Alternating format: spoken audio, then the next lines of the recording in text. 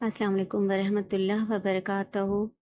कभी राह चलते किसी भीख मांगने वाले फकीर को गौर से देखा है कि इसे हर आते जाते इंसान के सामने खैरात के लिए हाथ फैलाता है।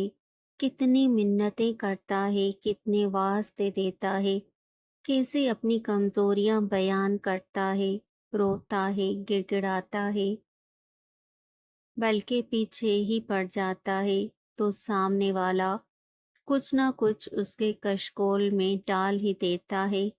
यही तो अदा है मांगने वाले की, कि जिससे देने वाले का दिल पीस जाए। हाँ, बिल्कुल ऐसे ही अपने रब से मांगा करो, आजिज़ी से, मोहब्बत से, रोते हुए, गिड़गिड़ाते हुए, अपनी कमज़ोरियाँ बताते हुए, उसकी तारीफ बयान करते हुए।